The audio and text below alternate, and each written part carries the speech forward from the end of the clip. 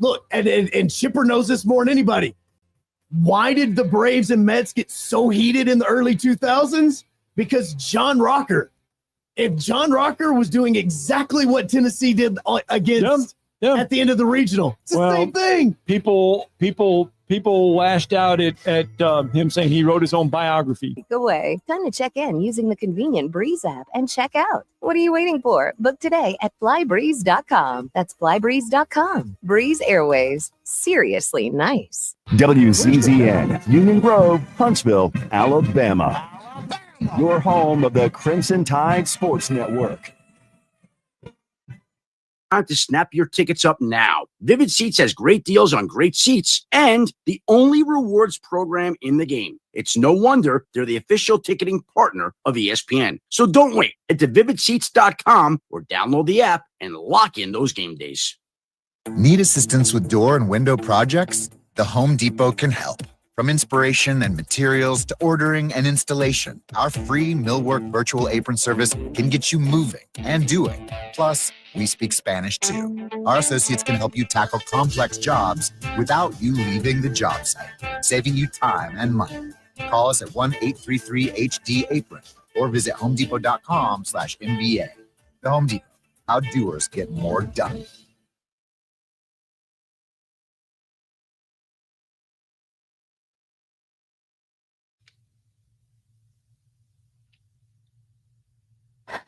Is Sports Center. I'm Christine Lisi. In the aftermath of the loss in Game 1 of the NBA Finals on the late jumper by Pacers star Tyrese Halliburton, Coach Mark Dagnall is challenging his Thunder to get themselves to 0. Team jargon of not allowing the emotions of a game to linger, win or lose. Pointed out it's only a starting point, not an end point. Last night was only the second home loss this postseason for OKC. The team 4-0 following losses during this playoff run, winning the next game by an average of more than 20 points. Game 2 is Sunday, 7 Eastern, ESPN Radio and ABC.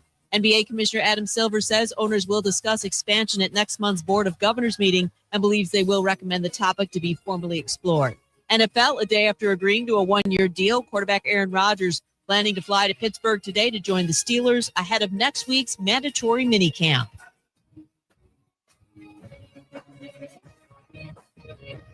Specializing in simple and affordable rentals, McCurry Van and Car Rental can make sure you have just the right vehicle for your next family vacation, weekend getaway, or if you just need transportation while your vehicle is being repaired. McCurry carries Ford Transit vans and Mercedes Sprinter vans, trucks and work vans, and more. And they offer discounted rental rates for long-term rentals. Now with 4 locations: Athens, Muscle Shoals, Coleman, and Huntsville. Log on McCurryRentals.com to make your reservation now. That's McCurryRentals.com. The Atlanta Braves. Swung on and crushed deep left field. Kepler going back. Here comes some late night dynamite here at Truist Park. A walk-off home run by Marcelo Zuna. All season long on 97.7 ESPN The Zone.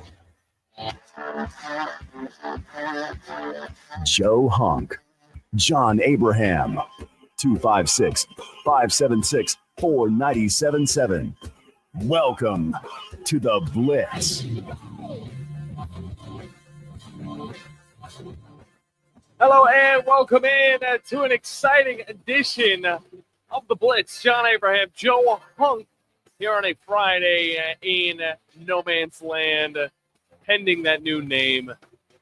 We got a lot of fun things to get into. Whether we're going to be talking a little of the College World Series, softball, or the College World Series baseball.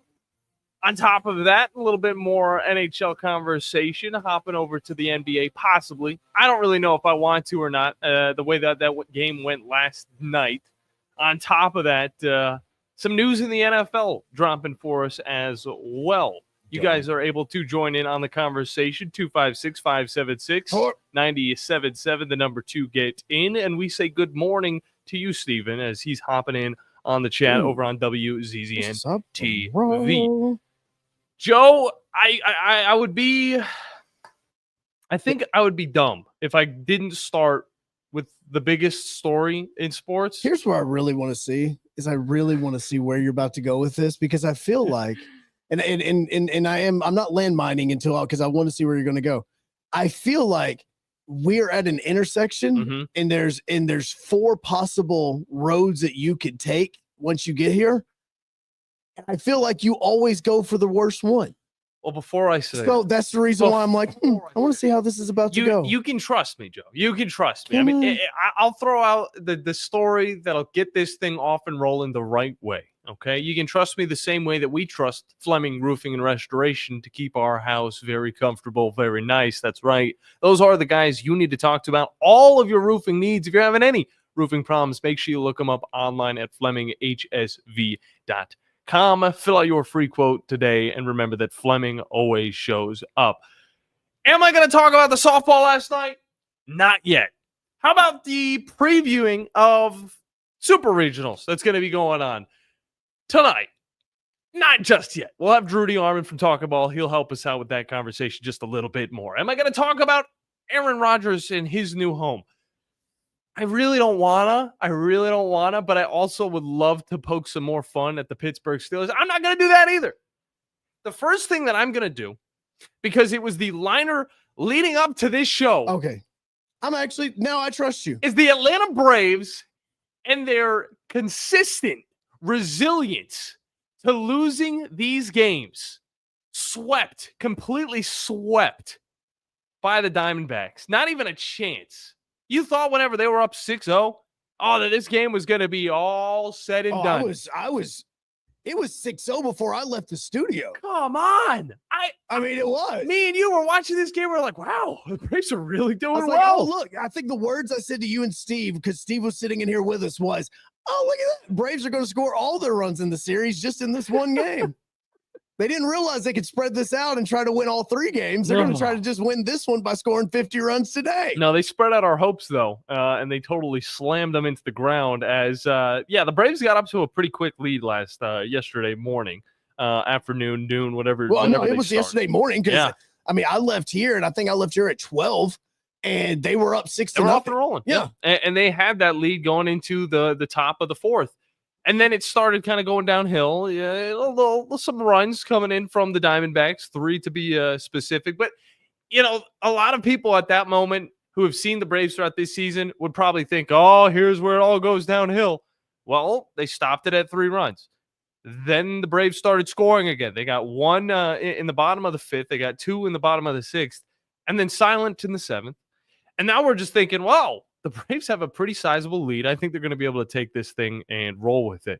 1 run from the Diamondbacks, they 1 from the Braves. They brought in a pitcher whose name is just perfect for what happened yesterday. And, let's just say, Scott, you blew it. Yeah, blew it. Gave up 5 runs to start off the top of the 9th.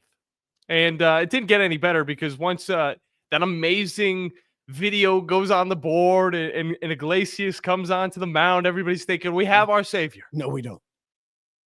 Well, that's where the rest of the runs came in, and the Diamondbacks won this game 11-10. You don't put up 10 runs in the MLB and lose, especially when you put them up in the majority of the first half of the game. The Braves are an exception.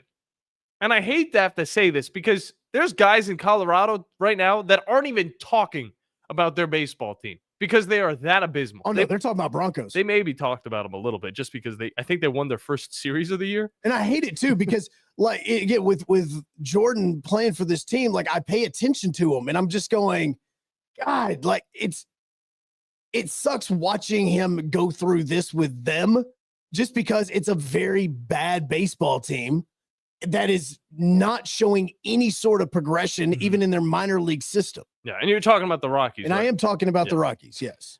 I feel the same way about a guy named Paul Skeens, all right? I know he's getting paid millions and millions of dollars, but again, this guy's been an absolute workhorse for the Pirates. He's been one of the only good things about the defensive side of the Pirates. And the offensive side, holy crap, don't even get me started with that. And this team just continues to lose. 23-40 for the Pirates. It's even worse for the Rockies. But for the Braves, you see the promise. You see the hope. You see the talent left and right on this roster. Hey, we got our star player back on offense. Oh, we got our pitcher back that's going to be able to save everything. Well, it hasn't really been able to save everything because baseball is a team sport. You need these guys at every single position. And even when they are riding hot, they're not showing up every single time. And even when that offense is showing up, well, the bullpen is just not strong enough to keep it going. I think there needs to be a change, Joe. And you brought it up just a few days ago. And I think now it's time to take a serious look at it because I didn't believe you. I thought that it was fine, that the Braves would be able to rebound. But after a loss like that, and there's 160 plus games, you don't want to just look at one of them. But after a loss like that, that's one that could hurt the momentum, the mentality of a lot of these players for the next 5 to 6 series. What you're talking about is some sort of a change on the team. Now, a lot of people want to look at, think of, all right, players, you start looking at then, okay, well, if the players aren't going to be the issue and there's not really anybody that you want to trade, because really this team is made up of a bunch of core players that are supposed to be here for a long period of time. Your Sean Murphy's is a little bit of a different example because he was a great addition. And honestly, even though his batting average has been down, still his WAR is better than almost every catcher in the National League right now.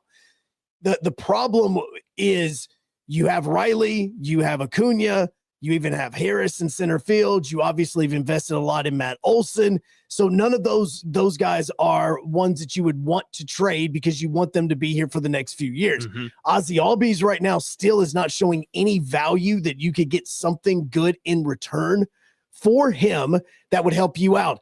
Ozuna might be the one example of what you could do if you wanted to be dramatic and you wanted to get rid of him, but he's also been one of your best offensive powerhouses throughout this entire season.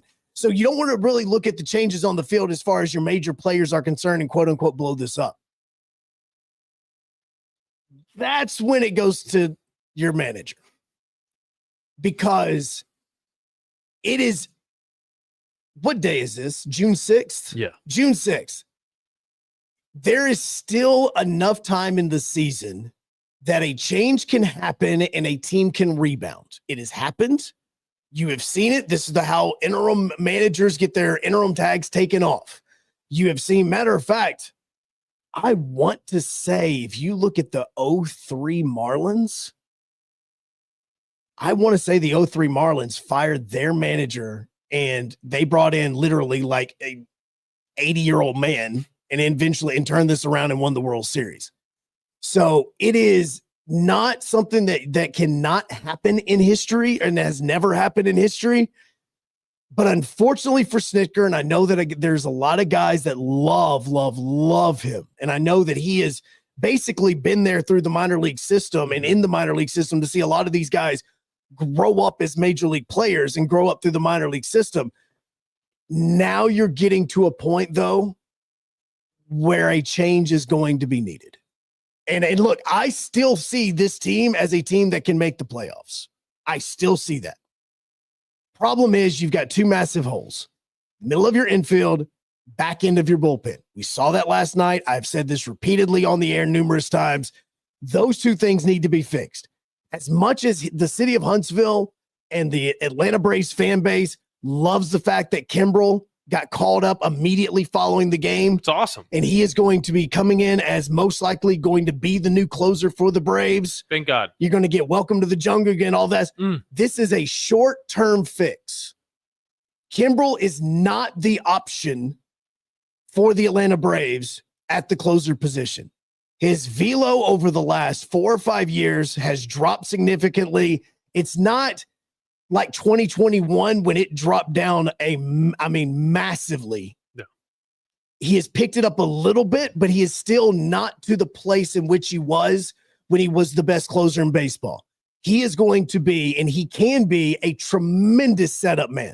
He could make a amazing guy to bring in tie ball game, or if you've got a 1-run lead to get you to the 9th inning. He is not going to be the guy that you're going to want to use in the playoffs to advance you to the next series, just because he's not that pitcher anymore.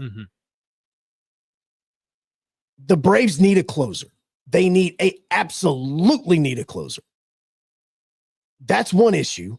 The other issue is that they have got to get the offense going. And unfortunately, the only way to do it at this point in time is to most likely make a dramatic change. No. The only dramatic change that you can make and keep this core together is, unfortunately, Snicker. That's the only change. I hate to And I'm hear not saying it because Freddie Gonzalez is over at third base, because Freddie Gonzalez is not the long-term manager for the Braves. The way that Major League Baseball is trending in 2025, you are not hiring 60 and 70-year-old and 50-year-old managers to become your next manager. What you are hiring now are your guys like Craig Counsell. You are hiring guys like Joe Girardi when he was hired by the Yankees. You can look at Gabe Kapler.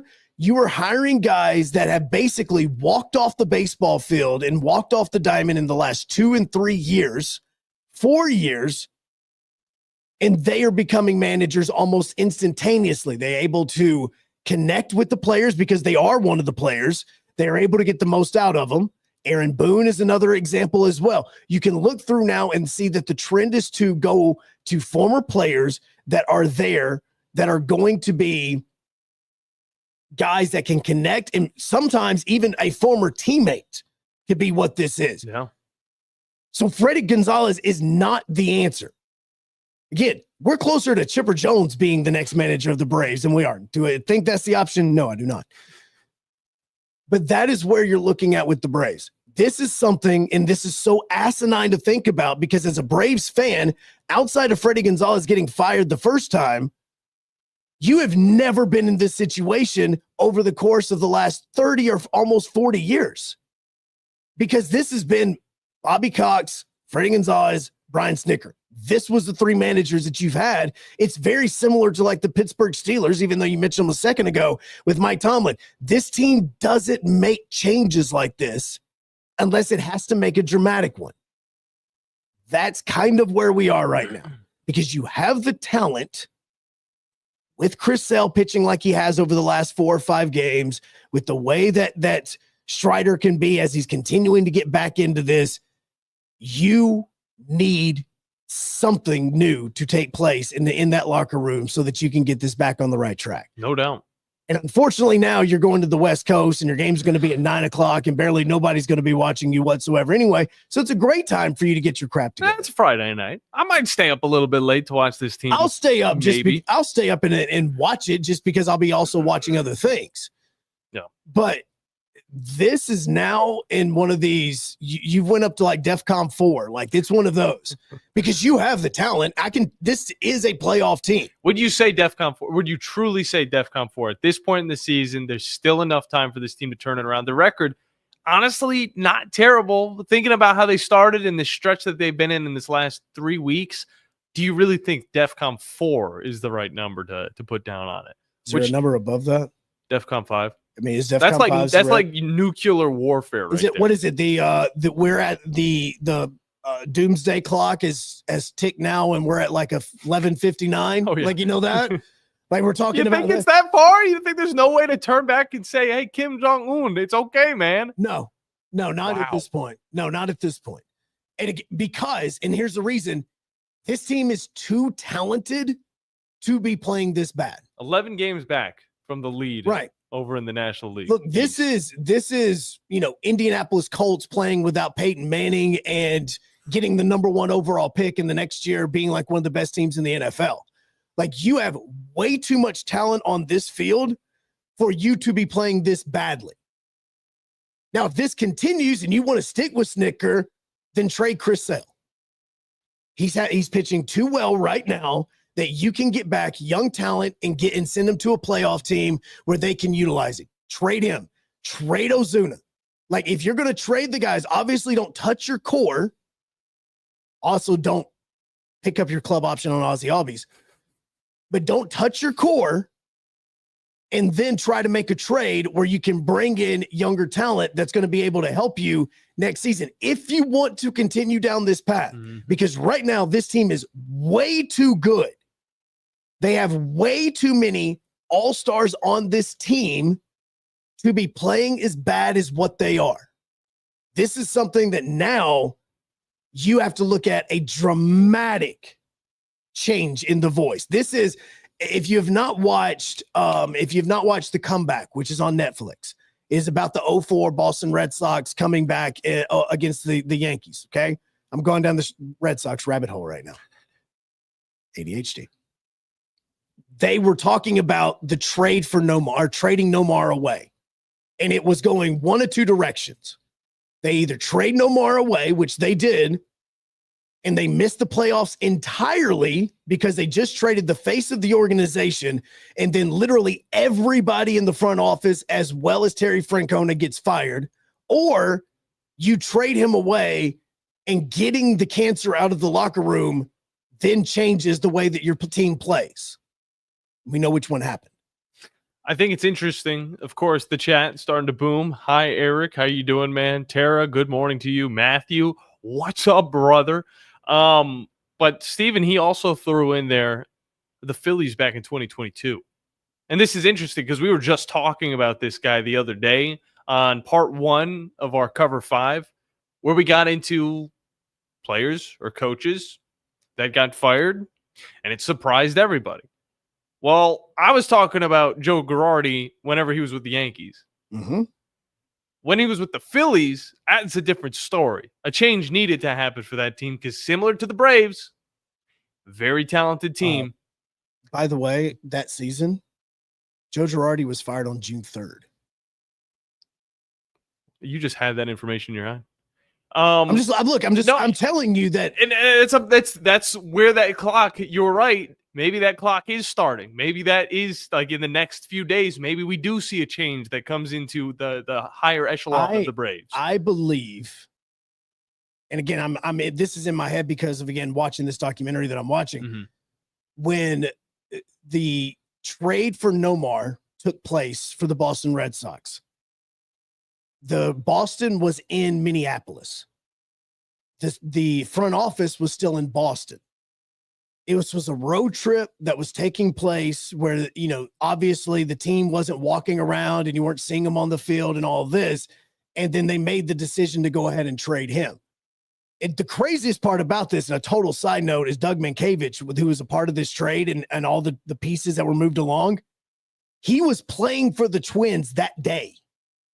He went to the ballpark as a Minnesota Twin and then got there and they said, hey, you need to go to the other locker room. And then he walks right over because Nomar had been traded. And he was a part of this big deal that took place to get Nomar to the Cubs. And next thing you know, the deal's made. And then everybody flew out to be with the team the next day to show like, hey, guys, we're all in this together. A road trip like this, when you are out of the building and nobody is there except for management, that's when a conversation like this takes place. Girardi fired on June 3rd. Rob Thompson comes in, helps take this team to the postseason, first time in a minute, helps take them to the World Series. This is Philly's first World Series since 2009 when they lost to the Yankees. Mm-hmm. They eventually would lose this World Series, but it wasn't because this team was absolutely magnificent. We got that Bryce Harper home run, which was one of the most amazing moments in baseball history as far as the playoffs are concerned. This is the point in time where you have to make a decision, because you were just talking about the Phillies. That was a team that was way too talented, and you saw what happened in a different voice. It shocks everybody. It resets the system. It wakes everybody up, and nobody's going to hate Snicker for this if this was to take place, because he still won a World Series. All love to you, man. Yeah, that's the thing. He's still always going to be a part of 2021. Mm-hmm. He's still always going to be a part of the entire organization and everything he's done. But at this point in time, this team is far too talented to be playing this bad. I'm not one that believes in, preseason hype. This team is literally the team that everybody was saying will be playing the Dodgers in the NLCS. I think they've been saying that for a few years. They have been, because the team has been that good, and then they've just blown in the playoffs. Chris Sale not being available against the Mets. So this is where you've got defibrillators, man. You got to reset the system. You got to shock it. Yeah. Unfortunately, this is the only thing that does it. Problem is if you do something like this, your manager is standing on third base, and it looks really bad because you just brought him in 3 days ago. No doubt about it. You guys can hop in on the conversation. It's just getting started. 256-576-9777, the number to hop in. But we got to get into a break because when we get back, we're going down a grade. We're hopping down to the College World Series in the Super Regionals that is getting underway today. Drew DeArmond from Talkin Ball is going to be joining us. So don't go anywhere as we get into the conversation here on this Friday edition of the Blitz on 97.7 ESPN The Zone, ESPN Winchester, and WZZN TV. Joe Hunk, John Abraham. You can watch the Blitz live now on X at 97.7 ESPN. The state's largest orthopedic group is growing to meet the needs of the patients in our community. The Orthopedic Center has long been the most trusted name in orthopedics in North Alabama. So as our area continues on the fast track, so does the need for premier orthopedic care anywhere and anytime you need it. TOC is proud to announce the opening of our new locations in Albertville and Hampton Cove, along with the grand opening of our newest office in Decatur. These clinics will offer the same high-quality orthopedic care you have come to associate with TOC, with the convenience of being closer to home. As a patient, your time is your most precious asset, and we recognize that at TOC. That's why we are also proud to announce the opening of our urgent ortho clinics to handle those bumps and bruises that need prompt attention. These clinics are available to care for acute orthopedic injuries with no appointment necessary. With 38 physicians, 20 centers of excellence, and now more than a dozen locations to serve you, TOC will continue to be the name you turn to for the best orthopedic care at the right time. Visit our website at visittoc.com for more information. TOC, helping you live a better life. Would you call a plumber for a root canal? The same goes for selling your timberland or farm. Choose someone who understands your property and can help you on the front end so you can capitalize on the back end. I am Bo Butler with Southland Realty and Auction. As a guide, I have put many hunters in position to take a shot. It's time for you to take your shot. Let's talk about putting you in position to sell your property. Call me at 256-609-0512. Remember, Bo knows land. Tom Abraham here for my friends at Your Home Window Company. When it comes to replacement windows, exterior doors, or new window screens, Your Home Window is the answer anywhere in Huntsville, Athens, Decatur, or Hartselle. Your Home Window windows and doors are made here in the USA and come with a lifetime warranty. When replacing those old windows or doors, Your Home Window has the solution for you. In-home estimates are always free and financing is available. Learn more at yourhomewindow.com and see clearly with Your Home Window. Visit yourhomewindow.com to make an appointment today. Hi, folks. Bobby White back again for Woody Anderson Ford, inviting you to come test drive any one of our over 100 F-150s. From rock-solid, dependable work trucks to our state-of-the-art Platinum Series, we've got an F-150 for you. Test drive one today, and you'll understand why the F-150 is the best-selling truck in America, going on 48 years in a row. Just as successful offenses and defenses are built on teamwork, Woody Anderson Ford is powered by our people. Our sales and service teams are well-trained to save you time and money.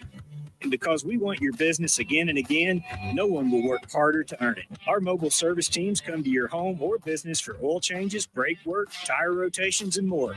And the great thing is you don't pay extra for it. We come to you with mobile service at no extra charge.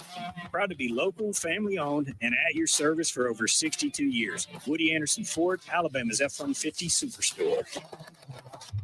At the Huntsville Sports Commission, we do sports. The Rocket City is your destination for world-class sports in North Alabama. The Huntsville Sports Commission brings elite tournaments, championships, and other exciting athletic events to our city. From youth leagues to national championships, we're driving tourism, boosting local business, and building a stronger, more active community. When you team up with us, we'll worry about the details so you don't have to. We do sports.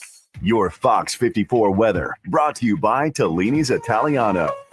On a partly sunny and mostly cloudy sky this afternoon, scattered showers and thunderstorms are going to build into the Tennessee Valley. Some of those thunderstorms could be on the stronger end of the spectrum, bringing periods of heavy rain, temperatures climbing into the mid-80s, dropping into the low 70s as we head into the overnight. Much the same for your Saturday, a mostly cloudy sky with scattered showers and thunderstorms. I'm Chief Meteorologist Jordan Dressman on 97.7 ESPN The Zone. Your Fox 54 weather only on 97.7 ESPN The Zone.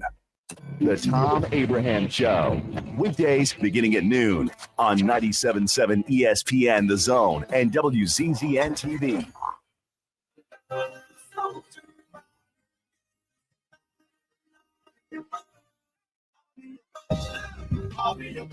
And welcome back in to the Blitz, presented by the wonderful people at Fleming Roofing and Restoration. We talked a little bit of Craig Kimbrell, and I know we're about to get into a College World Series type of conversation with Drew DeArmond, but he was a part of our RCAs just last year. Yep. Pretty big stuff, and you guys can look forward to the RCAs this year because it's just around the corner. June 16th. It's going to be going down on Monday. Monday. Let's just say it's next Monday. Is it next Monday? I mean, it's not this coming It's Monday. the in Monday 4 days. after next Monday. It's next Monday. All I know is I'm going to be very busy next week, and so will the rest of our squad as we get ready for the big night. 3rd annual RCAs. Is it? Presented by Wendy Anderson Ford and the Huntsville Sports Commission. This is my question because it's going to be my first RCAs. Yeah. How do we open this thing up? Like, do we have is there that opening monologue? Do we have any of that stuff? Yeah, we pray because we have food at the event. Okay, that's I'm trying not what to I was remember thinking about. exactly everything. But yeah, no, Tom comes up on the stage. He starts getting everybody hyped up for it. We pray. We get into the event. We get into the awards. But we have this meet and greet type thing. Everybody's talking. Everybody's having fun. Presented by TOC. And, it's a wonderful get-together of all things great in sports here in North Alabama. I just didn't know if we had I didn't know if we had one of those sessions where it was, like a roast, not like a roast, but oh, that'd be nice. Like the opening of any type of award show. Why are you giving these ideas to us now? In the meetings, nobody else really gets to talk. So it was one of those that, now actually getting to bring it up. That's my question is, do we have something like that where we get out, we just kind of, have everything that we can just kind of make. Obviously, it's totally different than, we're not roasting anybody. Like, I'm not going to, sit up there and be like, oh, make some sort of a joke about UAH. You want to make everybody feel comfortable, feel like they're all close-knit. Loosen everybody up. Trust me, that's exactly going to happen whenever we get into it. And you'll get to fall into the feelings of the RCA. Okay, it's just curious because I just think that would be kind of cool. And joining us now is another person who's going to be working very hard, and he has been working very hard to get this thing set up, is Drew DeArmond from Talkin Ball as he joins us on the Neighbors Wealth Management Hotline to get into some of this super regional conversation. Drew, how are you doing today, man? Doing well, man. Just down here in Tuscaloosa in the heat, the humidity. It already feels like summer, man. It's about 90 degrees with humidity. At least that's what it feels like. And got our second day of hoops. Had a good day yesterday with the Crimson Panthers, and we got a second day here, and we're riding the bus over to Coleman Coliseum. So looking forward to it. It's funny. I'm gonna once again. I'm about to pass Sewell Thomas Stadium. I wish it was gonna have some activity today, but it's not. But we got a couple other squads, including the Auburn Tigers. We'll be, we bought the running joke on Talking Ball. I'm sure you and Joe have been talking about this. It's going to be almost midnight baseball for Auburn. An 8 o'clock start. We'll be probably watching that on the bus on the way home tonight. We're not going to get home till late, so it'll be must watch with the Sam Dutton and the Auburn Tigers taking on a Coastal Carolina team that's won 21 in a row. Probably one of the top 2 to 3 super regional matchups of the weekend. Yeah, and that Coastal Carolina team definitely is a concern. It's going to be a really good competition for the Auburn Tigers, but a squad led by the batters of like Ike Irish and the rest of this just very talented offense. It's kind of hard to think that a team could beat them when it comes to just the offensive productivity. But talk a little bit more about these two teams and the bats that they're going to be throwing at us tonight. Well, this is just a really balanced, experienced Coastal team. That's the way they build it. This is a baseball school. They won it under, Coach Gilmore back in 2016, and they've been, to the World Series multiple times. They're a mid-major in baseball, but as you guys have seen with all the regional results, the SEC struggling this past weekend. The mid-majors in baseball can play. We know we got Murray State going to be playing this weekend for a trip to Omaha. So, and then we nearly had a team with a losing record in Little Rock knock off LSU. So, Coastal Carolina is an established brand in college baseball. They're really good behind the dish. They're really good on the mound. They swing the bats well. They can play small ball. They can hit the ball out of the ballpark. They're definitely not going to be intimidated, and they're really, really fundamentally sound too. You have to earn everything. So Auburn's going to have to be locked in. We got a chance to talk to Ike Irish a couple of weeks ago, and I think he's a future first or second round pick, and he's had a really good year. He's transitioned to right field full time, and having him healthy after he started the year banged up has been huge for Auburn. And then, as y'all know, we had a conversation on our Best Of show this morning, and it was on the show yesterday. DeMarion Bub Terrell, remember that name? Yeah.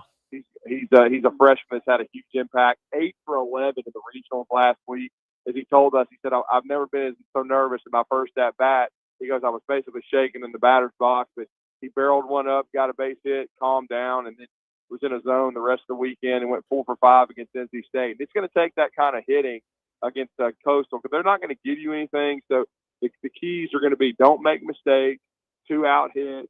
When you've got first and third with 1 out, situational hitting, sack fly, stuff like that. And, of course, when you've got a chance to do some damage, you've got guys on, barrel one up to find a gap, maybe hit it out of the ballpark. And it's going to be a crazy, 9,000 people over there at Plainsman's Park. I mean, it was nuts last weekend. I can't imagine what it's going to be like with the first Super Regional on the Plains. It's going to be a great atmosphere, no doubt. Well, and you mentioned the number of people that are going to be there, and you just passed the Joe right there, and you were talking about, wishing it was going on. This stadium in Tuscaloosa has seen a lot of renovations. It's grown. We've seen the fan base grow. Baseball has grown there, and the same thing has happened at Auburn with Butch Thompson. And we look back at when Butch first got there and the way that he's been coaching this team. And now look at how far this Auburn program has come in this. Like, have you seen this grow and the change in Auburn as far as underneath Butch Thompson, and how much it's grown as far as becoming this team that we're seeing going to take on, tonight/tomorrow morning? Well, I mean, what they've done is they finally replaced Hal Baird. I mean, Hal Baird was there for 17 years, and he set a very high standard. I mean, he had the Greg Olsons, he had Frank Thomas, he had Tim Hudson. They were really consistent. They got to Omaha, they got to regionals every year, and now, you get what they're doing. I mean, I think this will be the 3rd time in 6 years if they can get to Omaha, and now they've also got they've exited off the list when you're hosting a Super. So he's just continually, gotten better. I mean, and let's not forget, but when he went to Omaha years ago for the first time, they hadn't been since '96, and Alabama hadn't been since '99. So they both had long droughts, but he has ended that, and now the expectation is to every year Omaha. And I will say too, they had a very difficult year last year. They did not make the NCAA tournament, but he went out and he still signed the top 3 national recruiting class, which shows how good he and his coaching staff are. Gabe Gross, Paul Nonamaker. When you speak to Bub Terrell and you speak to Ike Irish, I mean, they just gush about Gabe Gross. And Gabe is on that Mount Rushmore too. He played for Hal Baird, and he was a guy that was a major leaguer and a first-round draft pick, and he's developing a lot of great players at Auburn. They're recruiting at a very high level. But the key this weekend for them is just going to be the mound. I mean, I think they're going to swing the bat well, but they're pitching, and Dutton, he's been a little off. They're going to have to pitch well this weekend to advance to Omaha. And I want to look at a game that, I think if you go up a little bit north, this one's the one that's winning the popularity poll. Obviously, right now, Auburn and the Chanticleers is the one that we're heavily focusing on because we want to see an Alabama team continue to advance. But for Tennessee and Arkansas, I mean, this has got to be some eye candy on the diamond. And both of these squads very, very successful in their last few years. For Arkansas, hasn't missed a postseason since 2016. And, of course, for Tennessee, Tony Vitello has had this squad on a heater as of late. Talk about what you think is going to happen in this one, who's going to show up, and how you see it playing out. Man, I got to like Arkansas at Baum Stadium. Now, I know they've had some postseason difficulties there the last 3 or 4 years, but all I've heard all year from the people that would know that watch the SEC is that when Arkansas is right in all 3 phases, and I'm talking about on the mound, at the plate, and then defensively, they're the best team in the SEC. But I will say this, they don't have Liam Doyle. And no. Tennessee will have him, and he leads the nation pretty much to strike out Ian Anderson from LSU. And Liam's going to be a top 10 draft pick. I mean, really, to me, the key to this series is going to be who wins game 1. And that's very, very important in the Super Regional. And this one, of course, won't start until 4 o'clock on Saturday. But, I mean, again, this is going to be a very interesting series. Tennessee swings it really well, though. I mean, trust me, I got a chance to see them destroy Alabama. They barrel everything up. And Tony Vitello's teams are always good offensively. I think it's it wouldn't surprise me if it goes 3 games. This is an extremely well-balanced regional, and, Tennessee, you got to give them credit in the last 3 weeks or so. They weren't even going to be a host, and they really turned it up. And again, what the old, and big wrestling guy Joe is, to be the man, you got to beat the man. And right now, Tennessee is the man, and they're the national champion until somebody eliminates them. So it's going to be a really interesting high-level series.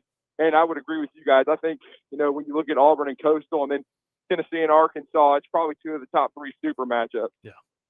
Drew DeArmond from Talkin' Ball is our guest, and we will be talking a little bit more LSU later on. Of course, Joe, you were heavily following that Little Rock team and the journey that they took.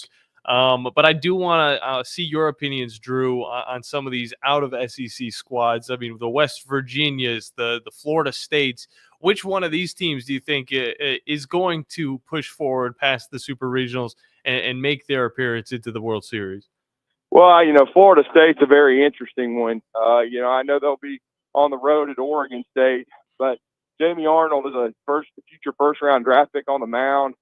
If Florida State can get game 1, it'll be huge. And then you mentioned Dave Van Horn in Arkansas. We just talked about him. But I think the top 2 programs that are the best to have never won it, it's not a list you want to be on, but, it's Arkansas and Florida State. And, Lincoln Jarrett's done a great job. He's coming back to his alma mater, and after getting Notre Dame to the World Series in his last year there when they upset Tennessee and Knoxville in the Supers. So if they can get to Omaha, I think Florida State can be very dangerous because they swing the bats really well, and Arnold and that pitching staff have done a really nice job. And I wanted to look. Well, Joe, if you want to slide in a question. No, my question was going to be a total left turn because I'm just curious with all the baseball if you've watched any of the Women's College World Series. I was going to get there here in a second. Yeah, I did watch a lot of Game 1, and what a crazy ending when you're trying to intentionally walk somebody. And I kept thinking she's getting a little close. She is. and then you see the base hit, and basically, for all intents and purposes, Texas stole that game. At least it felt like it to me because I thought that Tech had a chance to win that 1-0, and then they had an opportunity early with the bases loaded in the first inning, and Texas got out of it. But it's just one of those things. But I did see last night they won 4-3, and I mean, of course, we're all SEC people, but when you've got the arm that Texas Tech has, I think I would have to favor the Red Raiders because she's going to throw just about every inning. She competed. They found a way to win 4-3, but it's going to be a heck of a game 3, no doubt about it. I mean, it's going to be really interesting. When I saw last night, I was doing so much basketball, I didn't get a chance to see any of the game, just the final score and the final strikeout. But Texas Tech has put themselves back, I think, in a really good spot. Alabama, when they won their only championship in 12, they had to win in game 3 after a rain delay.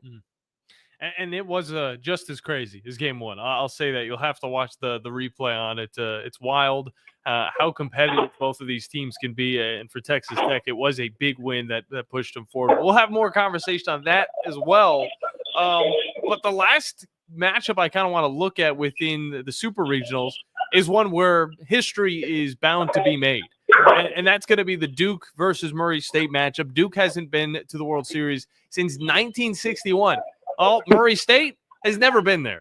Talk a little bit about what you know about this matchup. Well, I mean, I just think you got to watch Murray State's bats. I mean, they can really swing it. Even in the game that they lost to Ole Miss, they lost 19-8. So they can really swing the bat. They won game 3, 12-11. Duke is a really good team, underrated program. They pitch it really well usually. We'll see. But they get a chance to host in Durham, which is big. But I'll just say this. I would not underestimate, the Murray State. And I remember back in 2008, the only 4 seed to ever win the national championship was Fresno State.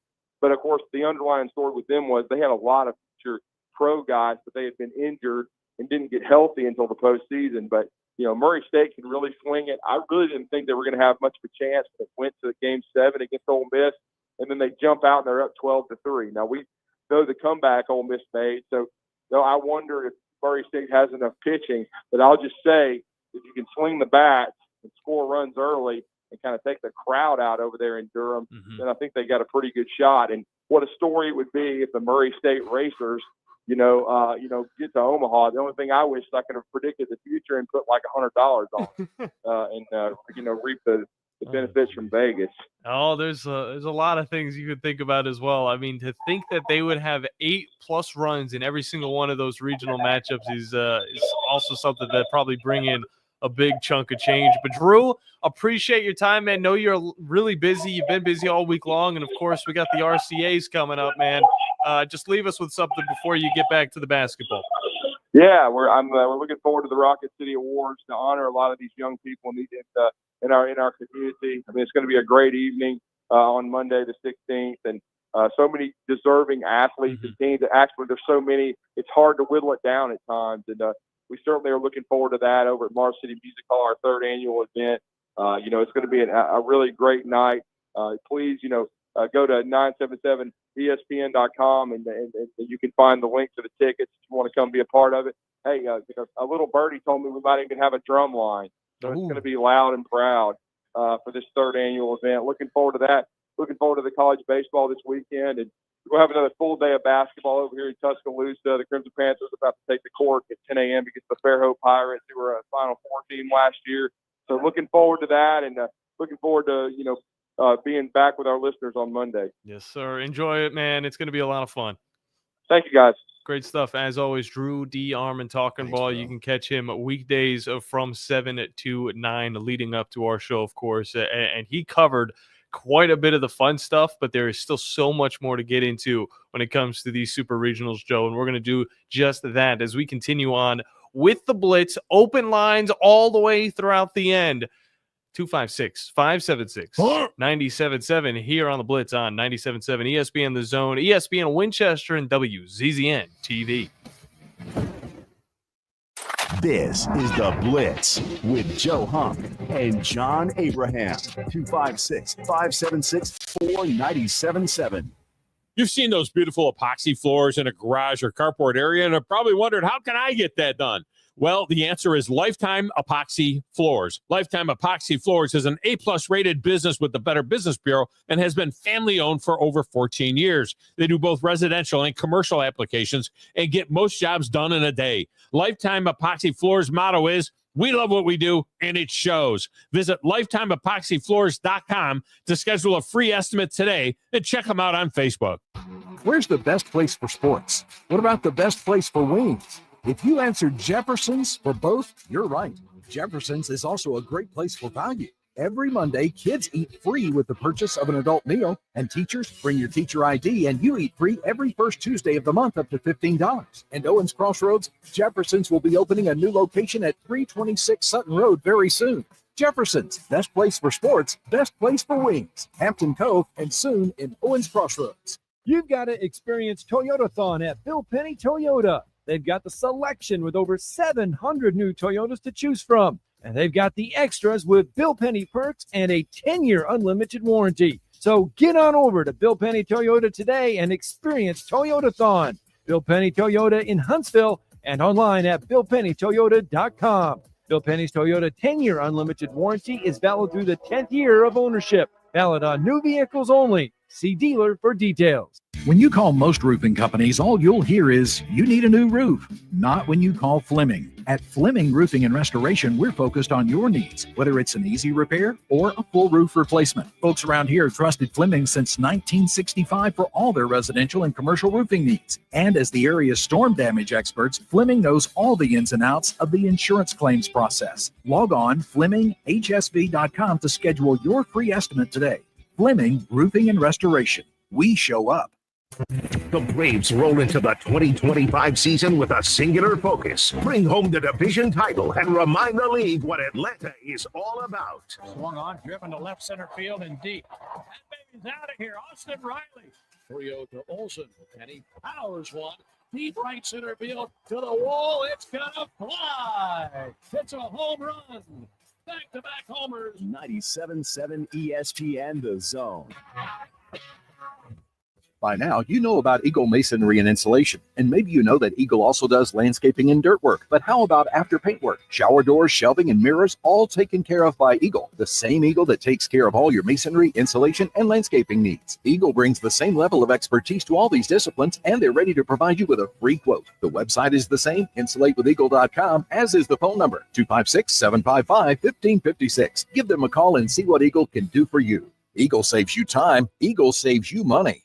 Isn't the story of the prodigal son an amazing story? Basically, a rowdy boy who literally wished his father dead ran away and consumed his wealth with hard and fast living. Yet the father looked for his return every day. And when the boy got tired of eating pig slop, he decided to return. What did the father do? As soon as he saw that boy, he ran to him, threw his arms around him, and killed the fatted calf for a great celebration. Hey, I'm John Dees, pastor of the Cross Point Church. If you're looking for a church home, come see us. Smack dab across the street from the YMCA in Madison. I'm here with Stan McDonald of Jacob Title. Stan, I've heard that every real estate closing at Jacob Title is a very big deal. Why is that? Wes, I'm reminded of a very impactful statement that I heard from Coach Gene Stallings years ago when he talked about big games and little games.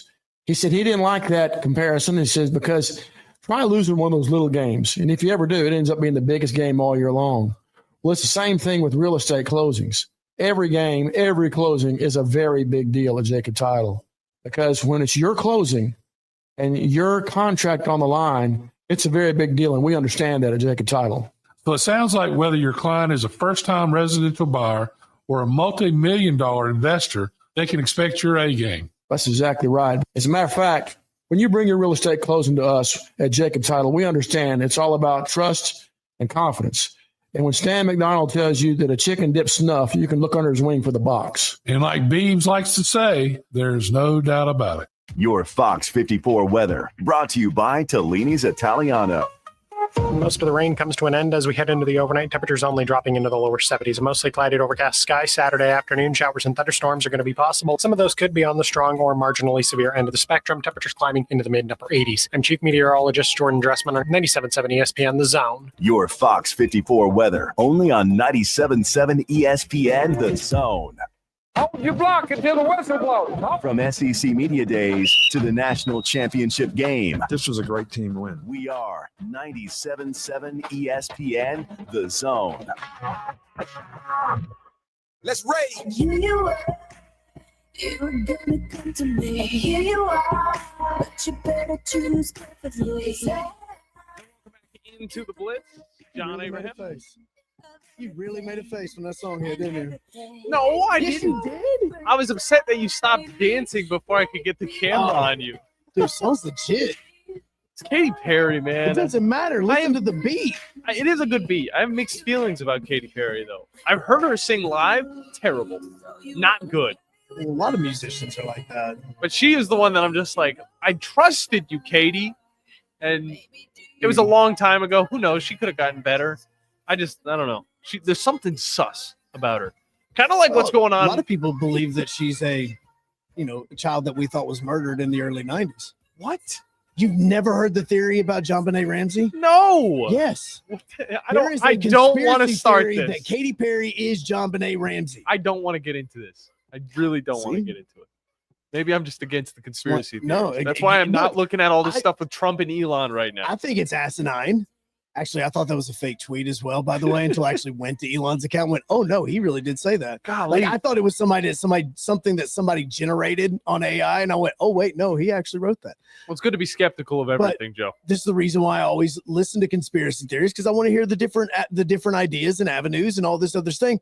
The one with Katy Perry is that there is a conspiracy theory that she is JonBenet Ramsey. Okay, well, that's interesting. I think there might be a conspiracy theory going on in Dallas right now. All right, I truly do. We just had this conversation, Joe, and I brought it up like it would be the only time we had to bring it up.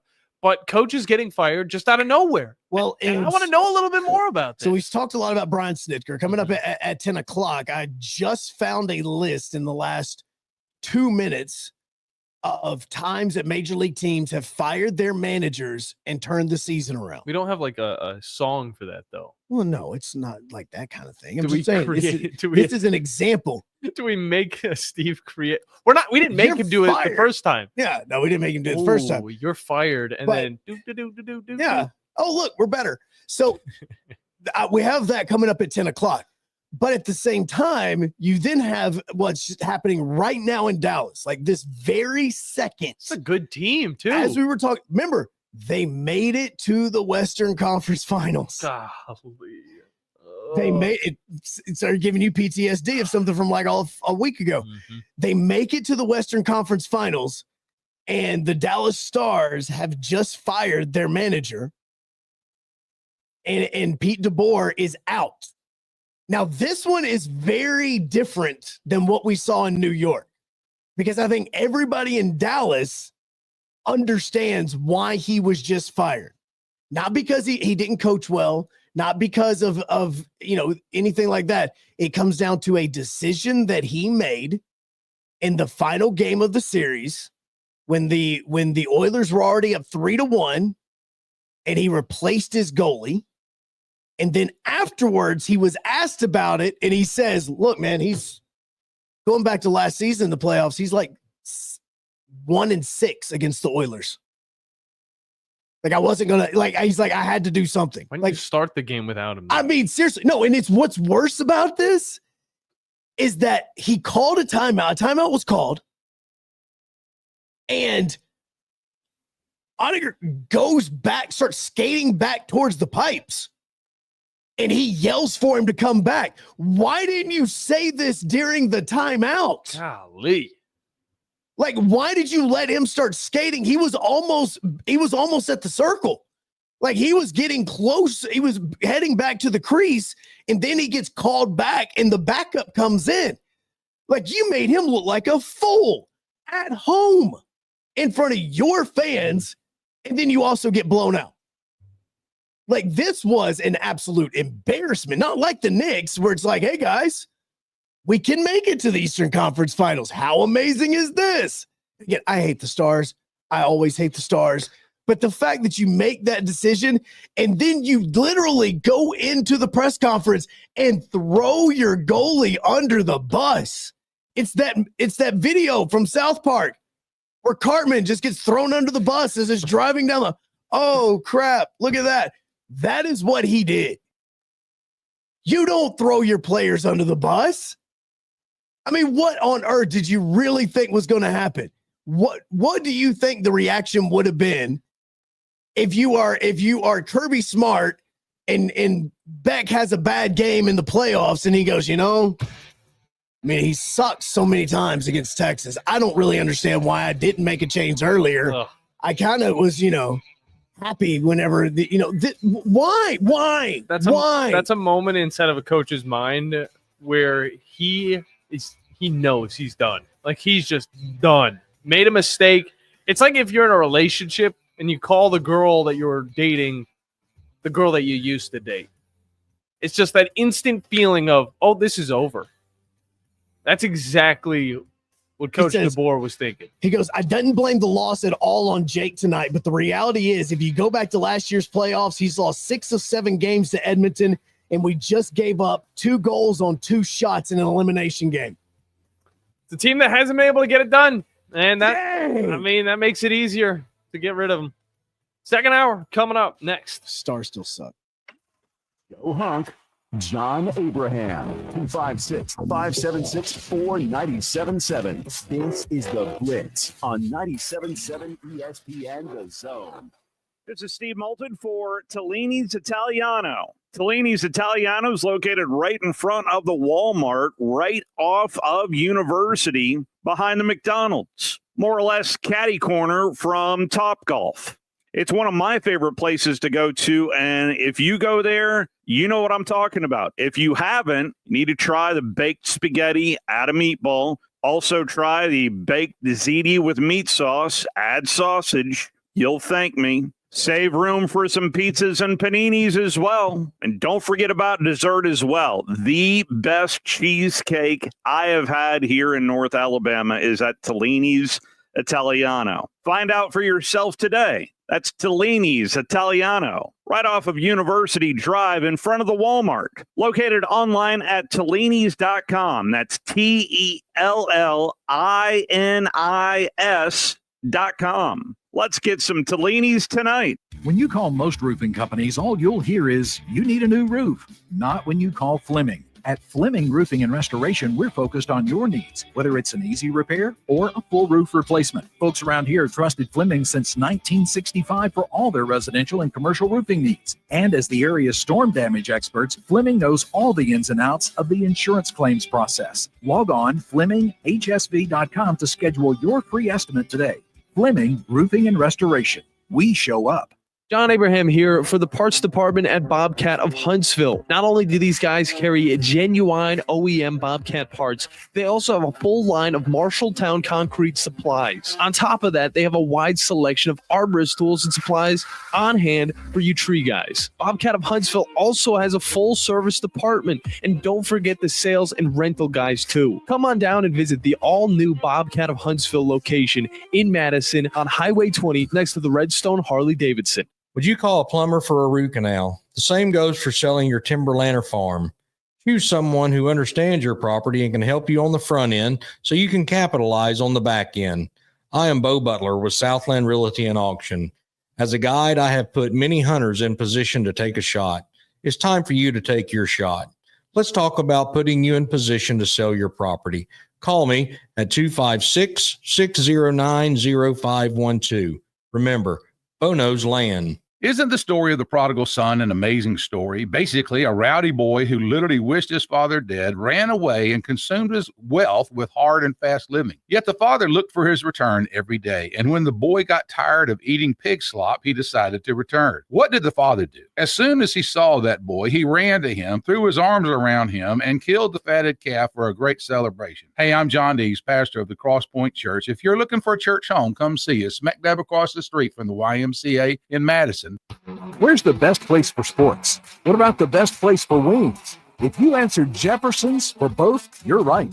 Jefferson's is also a great place for value. Every Monday, kids eat free with the purchase of an adult meal, and teachers bring your teacher ID, and you eat free every first Tuesday of the month up to $15. And Owens Crossroads, Jefferson's will be opening a new location at 326 Sutton Road very soon.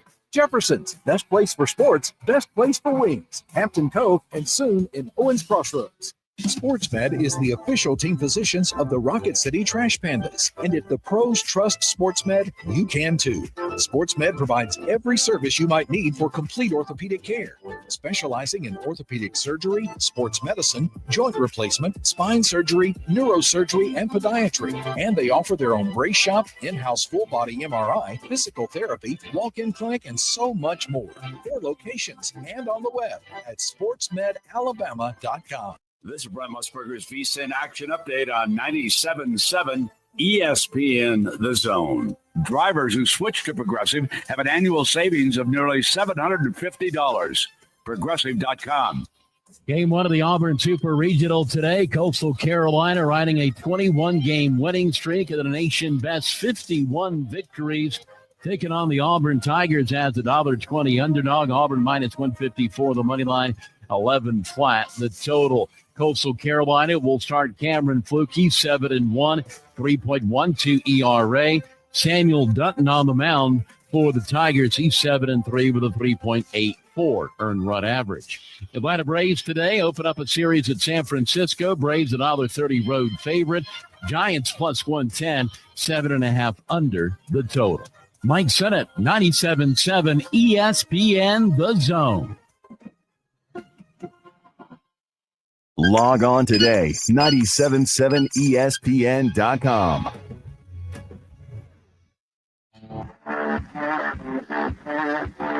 Joe Hunk, John Abraham, 256-576-4977. Welcome to the Blitz.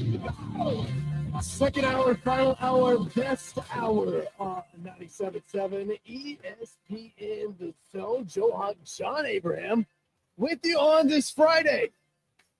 And always brought to you by Fleming Roofing and Restoration. Guys, you need to talk to about all of your roofing needs. If you're having any roofing problems, make sure you look them up online at FlemingHSV.com to fill out your free quote today. And remember that Fleming always shows up, and you can rest assured you can watch all of the sports you want, knowing good and well that you are going to be sitting comfortably inside of that house. Coming up tonight, around midnight, you're going to be probably still watching. It's going to be Auburn and Coastal Carolina. First pitch for that game is going to be taking place at around 8 o'clock. So just go ahead. Have your comfy pajamas ready. Get your nice little nap in. I may or may not be watching this on the phone at the ballpark because if we're in like season tournaments and all that, if little man wins his first game tonight, turns around and he plays another one right after that. So I'll still be at the ballpark as this game is getting first pitch. So when I get home, I can watch it then. You can also then watch the Braves if you want. If you really want. If you listen. really want. How about listening Honestly, to the Braves? Oh, and here's how it would be for me because I'm double checking. What time is first pitch tonight between Texas Tech and Texas? I think around 7, I believe. Yeah, first pitch is going to be at 7 o'clock. Which is the perfect time for me to watch that instead of anything else. I'm telling you, this is amazing television. And it's amazing television. It is so much fun to watch. I don't think anybody's looking past it at this point either. I mean, the first game was enough to get anybody hooked. The second game then is reiterating that fact because we're getting a competition in the fact that Texas Tech can actually win a game. And now we're thinking, oh, well, this $1 million pitcher, I love how you still bring that up. Business. I mean, okay. And she means business. And this is huge. This is still in softball or of all sports. And this is big for not just the SEC squads, for the Power 4 teams. This is big for all of softball because this means that there's money backing these squads. And right now we're seeing it. And it is very fun to watch. Oh, and they're packing the stands too. And when I tell you that, when I say that this sport is one where you basically have to be perfect, like it is so difficult to make a mistake in softball and like rebound from it. Mm-hmm. So last night, I want to say this was in the 8th inning, or no, not 8th inning because they don't go 9. It was the 6th inning. It was the 6th inning, and Texas Tech was already up 3-1, 2 outs, and one of their players hits a ground ball to first base. It's a ground ball to first base. The first baseman bobbles it, and the runner from second base is able to go all the way home and score. And she's not the fastest runner. She's a big girl. It was Victoria Valdez, the catcher. Yeah, standing on second base. The previous play, she missed the steal sign, and so her coach is already pissed off at her because she misses the steal sign. Then this ground ball goes to first base. First baseman bobbles it. Valdez runs through the stop sign because she's like, I'm making up for this, and scores to give Texas Tech a 4-1 lead. And the ball never left the infield. The ball never even passed the bag. Oh, what happened was, first off, I believe it was the pitcher came up, grabbed it, tossed it to the first baseman. They were like right next to each other. She bobbles it, a run scores.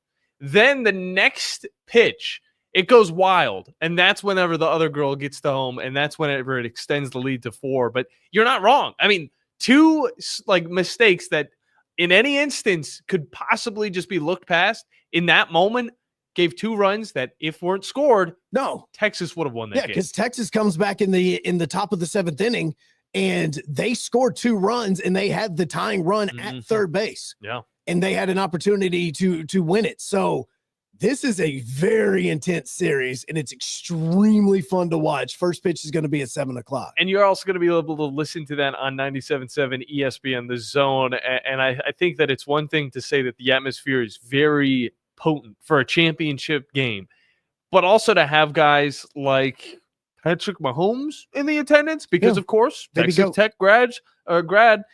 I mean, that's going to bring even more people. So, I mean, that's going to get more than just the eyes of softball fans. That's going to get the eyes of the NFL fans, of the college football fans, of really anybody who is a fan of sports onto the softball game. He may be the one that paid the $1 million. Gotta say, I definitely think that this is must-watch TV. It has been dramatic. It has been fun. It has been wild. It has been everything you want in sports. And to think about it not being a part of baseball or football or, I don't know, basketball, because that was also a wild game last night. It's happening in softball, a sport that a lot of people are still not very accustomed to. There's numerous storylines that go into tonight. Obviously, it's Texas Tech. You've got two teams from the state playing each other for the national championship. If you don't know the story about Texas Tech and their head coach and his daughter, just go look that up. It's definitely way too emotional to talk about on the air for us. But go look that up. That kind of gives you a reason to go, you know what? I kind of be happy if Texas Tech won.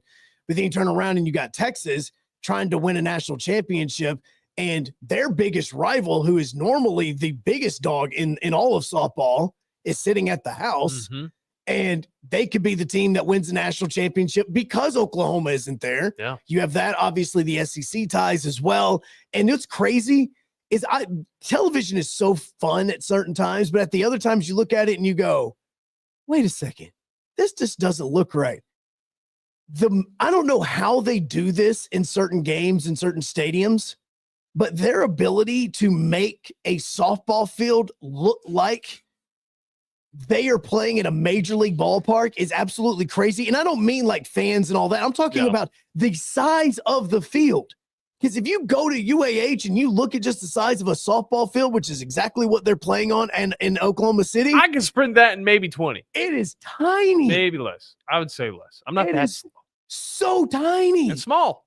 Like, look, okay, so we have, and we had the Rocket City showcase that was taking place here in Huntsville at the very beginning of the season. Alabama is here, Auburn, Ole Miss, Mississippi State, all these teams were here. That was just SEC teams. Great event. The field was on Toyota's field. They put the softball field on Toyota's field, or Toyota Field. The wall for a home run, the wall, the thing that you count is if it goes over this, it's a home run, was maybe 10 feet behind the infield dirt of a baseball field. Like, it's not that far. It's pretty wild to think of. And I think a lot of it comes down to just television and the perspective that it gives. It makes anything look big because it makes baseball fields look like they're mile-long outfields. Yes. Now, and baseball fields are big. I mean, obviously you can fit a football field inside of them. Crazy. But with a softball field, these things are tiny. And on camera, you'll watch this thing and you will think it is massive. Mm-hmm. But it is such a small, quaint venue. And you're talking about a stadium that has suites, has double decks. Like, it has, the outfield is filled up with fans. Like, it is, the amount of people in that small little area is incredible, and it is intense. Yeah. And Kennedy, of course, the $1 million pitcher that I was referencing earlier, she is 34-6 on the season. She's played in almost every single game for Texas Tech, and she lives up to the hype. Like, she is as good as anybody's maybe thrown it out to be. She is similar to a Travis Hunter. If, Travis Hunter was a softball player and also a female and also was at Texas Tech. Wow, you're putting a lot That is what I'm looking at with this girl. She does a wonderful job to keep this team in competition. And it's crazy to think that they're solely using Kennedy. They're not switching up anybody. Oh no, she pitched everything last night. 7 innings. She'll pitch tonight. She gave 3 runs. She gave up 6 hits. She had 6 Ks and only allowed 1 home run. But she has been absolutely insane. And I didn't know until getting into this event how good she truly was, and that's why I'm trying to push it on other people to just turn it on tonight. Watch it, listen to it, whatever you got to do, because this is some of the best stuff we're getting in sports right now. You're talking about a sport in which you truly have to be perfect to get outs. Like, I mean, you're talking if a third baseman gets a ground ball hit to her, and she even double pumps, there's no runner safe at first. No double like punch. it is outlandish at how perfect you have to be on every single play. By the skin of your teeth. Like, turning a double play is like hitting 3 home runs in a game. Like, it's whoa, I can't believe you got to do that. Like, it's one of those things. At the speed that they do it, it's insane how fast that these players are. So, yes, 7:00 tonight, Texas Tech, deciding game there. I'll have it on while I'm at the ballpark, and I will be paying attention to it. And then tonight, I'll be paying attention to what on earth the Braves may do, because they're going up against the San Francisco Giants team that's actually really good, but because they're in the NL West, they're behind teams like the Dodgers and Diamondbacks and all this. Now, we talked in the first hour about if we're to the point now where some change does need to be made with Snitker or with anybody else on the Braves team. And obviously, trading wise, you're not at the trade deadline yet, and you have some pieces that you probably could trade and get at least something back for 2026. But if you're looking to still win in 2025, well, then some major shock to the system needs to take place. Normally, that's the manager. Braves are on a 6-game road trip right now. They're going to start in San Francisco. They're going to head to Milwaukee before coming back to Atlanta. And this isn't unprecedented to fire a manager in the middle of the season in hopes of still making the playoffs. Because you talked about, and I can't believe I remember who it was in the chat that brought up the 2022 Phillies. Steven. Okay, so Steven brings up the 2022 Phillies. Joe Girardi is out in that. They bring in Rob Thompson. They make it to the World Series, and they eventually do lose the World Series, but they make it to the World Series. Mm-hmm. That same season, the Toronto Blue Jays made a firing as well, brought in Charlie Montoya, and the team, which was barely above 500, ended up becoming a playoff team after the firing. 2009, Colorado Rockies fired Jim Tracy, brought in Clint Hurdle. They eventually made it to the playoffs, where they would lose to the Philadelphia Phillies, which would go on to lose to the Yankees in the World Series. You can look at 2008 when Ned Yost was let go. And the Brewers would turn around and make a playoff run as well after that. The Astros did this in 2004 when they fired Jimmy Williams. Yes, that one that used to be with the Braves. They made that and went all the way to the World Series and lost to the White Sox. The Marlins, Jack McKeon is the one that they brought in because they let go of Jeff Torborg. And the Marlins went on to win the World Series in 2003. And then you have 96, where Tommy Lasorda stepped down because of health issues. They bring in Bill Russell, and eventually that team would make it to the wild card, and before they lost to the Braves. Like, this isn't unprecedented to think about. You fire your manager in June, and you still make a playoff run. I think that, and I hate to be the people who are really heavily pushing this, but I think that the Braves do have the talent to where a little change of pace, a little change of scenery might be able to give them a little boost. And whether it's the guy that they're going to ride with for the next 4 years, the next 10 years or not, it could be an interim guy. And I think that the Braves could still find success, because sometimes that is all you need. A little change of pace, a little change of direction. Maybe switch around the bullpen a little bit. You need a spark. You need a spark. You need a voice. You need somebody that's going to come in and just kind of basically look at the team and you say, what do you have to lose now?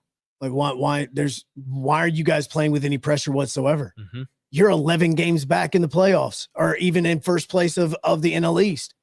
Like, at this point in time, people are looking at you and they're saying that you guys are failures.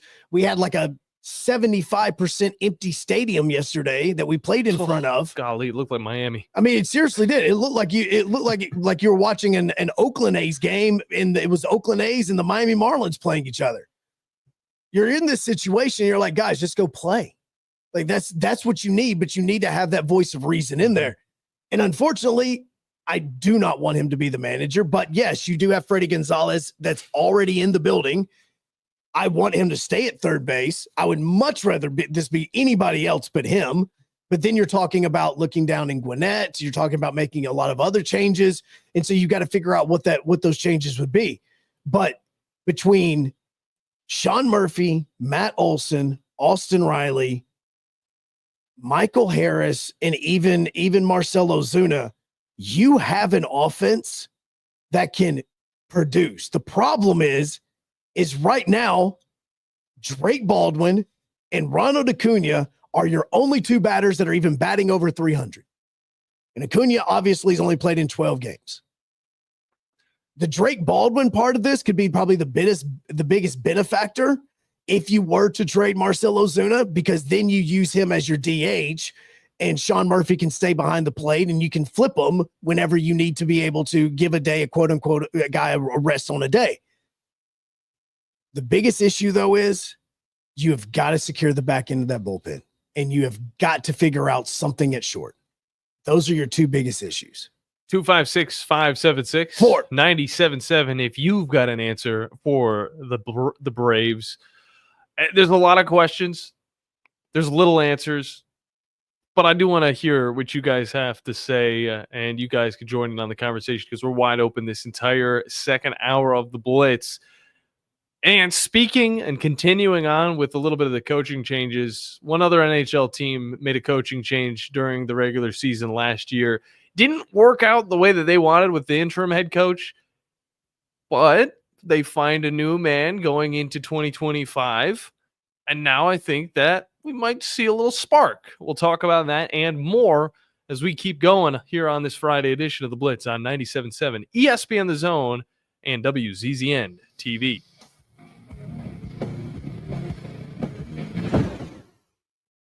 Phone lines are open now. 256-576-4977. This is the Blitz on 97.7 ESPN The Zone. No representation is made that the quality of legal services to be performed is greater than the quality of legal services performed by other lawyers. A wise man once said, if you take care of old folks and children, everything in the middle will take care of itself. Hi, I'm Danny Aldridge, lawyer in Alabama and Tennessee. In the next 20 years, the number of those folks over 65 years of age will more than double. In our golden years, the most important goal is to be treated with dignity and have control over doing what makes you grateful with those you love. At the Aldridge Law Firm and the Legal Town Center, we're dedicated to help you with these goals, and we'll be there when life throws you those inevitable curveballs. Let us assist you with your legal needs, whatever they may be or become. You may reach us by phone at 256-534-3188 or online with Dan at danaldridgelaw.com. Just remember, we're here to help. Whether it's personal injury, wrongful death, fraud and cheat, or estate planning made complete, we're here to help. I'm here with Thomas from Talkin Heating and Air. With the temperatures going up and temperatures going down right now, now is a good time to get your heating and air system looked at. Thomas, when somebody calls, you guys answer. That's right. The phones are staffed by us. They're manned 24/7. We're ready to come out and take care of you that day. How do they give you guys a call? You give us a call at 256-503-4490. And you can find you guys on the World Wide Web at talenthvac.com. And now is a good time to do this because you guys are offering a special deal. That's right. We're doing $49 tune-ups this spring. We're also doing free second opinions. We offer that year-round. Somebody comes out, they say you got a back compressor, a leaking refrigerant. Give us a call, see if we can save you some money. Thomas from Talkin Heating and Air. Thomas, one more time, that phone number. 256-503-4490. AL certain number 21014. Are you tired of power outages disrupting your life? It's time for a Generac standby generator from Current Electrical. Storms may rage outside, but inside your family's powered up. So why choose Current Electrical for your generator needs? 1, we offer a wide range of models to suit every budgeted energy requirement. 2, our project managers handle every step of the process: power, gas, permitting, and inspections. 3, our certified technicians install your generator with precision, ensuring peace of mind. Don't wait for the next blackout. Call 256-880-1880 or visit us online at jetsuperstore.com. Hi, this is Wes Neighbors. I'm here with Sam Fleming with Fleming Roofing and Restoration. Sam, tell the folks about Fleming Roofing and Restoration. Hey, Wes. Our company, Fleming Roofing and Restoration, specializes in commercial and residential roofing and repairs. I'm a fifth-generation Huntsvillian, and our family's been doing construction business in Huntsville area since 1965. Sam, what kind of roofs does Fleming Roofing and Restoration do? Our guys are skilled enough. We can come out and address any kind of leaks or issues you might have on your commercial, on your metal roofing, on your shingles. We can do anything, and we can offer you a solution to repair it, or we can replace it. But you guys also do insurance restoration. Our staff has 10 plus years of experience as insurance adjusters, and we really do know the inside and out of the claims process at Fleming Roofing and Restoration. Check out Fleming Roofing and Restoration online at FlemingHSV.com, or you can call or text them at 256-651-9440. Hey, Wes, we show up. Hello, listeners. My name is Jonathan Dunwoody, and I own Minuteman Press. We are a full-service print shop that is locally owned and operated. I have personally been handling direct mail for over 17 years and have a great relationship with the USPS. We are the only print shop in the area that is listed as a print provider on their website and the only printing franchise that can use their logo as our partner on marketing materials. We can help from conception to design, print, and delivery to the post office. And with our easy, secure online payment option, you don't even need to leave your office. Minuteman Press, we're not just putting ink on paper, we're building relationships. The Blitz with Joe Hunk and John Abraham. Weekday morning starting at 9 a.m. on 97.7 ESPN, The Zone. Oh, yeah. The women in the coffee. You know who we are. As we continue on this Friday, 97.7 ESPN, The Zone, The Blitz, Joe Hogg, John Abraham. You can get in on the phone lines 256-576-977. Is it time for the Braves to let go of Snitker? Well, there's a lot of conversation going around when it comes to the coaches. And I would love to talk with the listeners about it because it's a Friday. Why not? Have a little bit of fun as we head into the weekend. It's going to be a sports-filled weekend, as always. But I did want to take a look at this because the Bruins, of course, got rid of Jim Montgomery only 20 games into last season. And as a guy that follows the Bruins heavily, I was a little bit surprised just because this is the same dude that was able to take the Bruins to the Stanley Cup Finals, just a few years prior. But they had to make a change. And a guy like Jim Montgomery, who, of course, before his time with the Bruins, was also with the team like the Dallas Stars. He had a lot of success with them as well. But he got let go due to unprofessional conduct. With the Bruins, it was a totally different thing. It was just not producing, very inconsistent play. And they look forward to their new head coach that is coming in, as they just signed him yesterday, Marco Sturm. And he comes in. Sturm. Okay, I think it's Strudel. Sorry. I'm not even hungry. I was like, did he say strudel? You might be wanting a strudel. Okay. You can't get a strudel in decades. I think you could probably, if you look hard enough, you could probably get that over on Zone Deals. Maybe Carrabba's might have some strudels. I'm not 100% sure on that, but the Zone Deals, check that out over on 97.7 ESPN.com.